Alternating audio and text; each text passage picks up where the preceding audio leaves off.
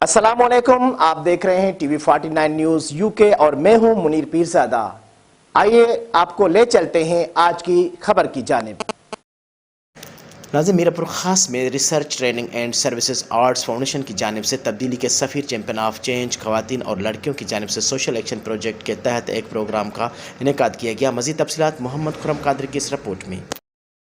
Research training and service arts foundation کی جانب سے تبدیلی کی سفیر چیمپئنز آف چینج خواتین اور لڑکیوں کی جانب سے سوشل ایکشن پروجیکٹ کے تحت ایک پروگرام کا انعقاد کیا گیا، جس میں آرٹس فاؤنڈیشن کے گروپ چیمپئنز آف چینج کی شاہدہ مسعود نے پروگرام کا آغاز کرتے ہوئے کہا کہ arts foundation women's voice and leadership Pakistan project کے تحت ضلع میرپور میں خواتین کو حامی قوانین کی آگاہی کے لیے کام کر رہی ہے۔ تبدیلی کی سفیر ایمن مسرور نے بتایا کہ آج کل ہمارے معاشرے میں زبردستی کی شادی اور گھریلو تشدد زیادہ بڑھ گیا ہے۔ پاکستان میں ہر تیسری عورت تشدد کا شکار ہے۔ ہمیں لوگوں کو آگاہی پروگرام کرنے چاہیے تاکہ لوگوں میں شعور اجاگر ہو۔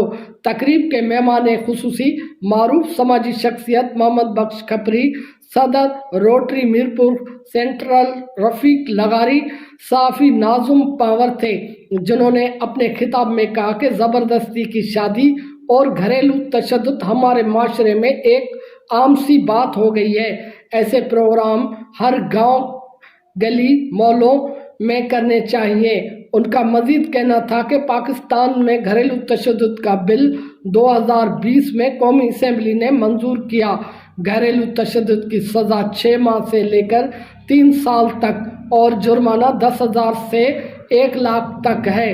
آرٹس فاؤنڈیشن کے گروپ تبدیلی کی سفیر خواتین اور لڑکیوں، جس میں ایمن مسرور، شاہد مسرور، سویرا، صوبیہ اور صبا کی جانب سے عنوان زبردستی کی شادی گھریلو تشدد کے خاتمے کے حوالے سے خاکے بھی پیش کیے۔ تقریب میں سرکاری، غیر سرکاری سماجی تنظیموں کے نمائندوں کے علاوہ 75 سے زائد خواتین لڑکیوں نے شرکت کی۔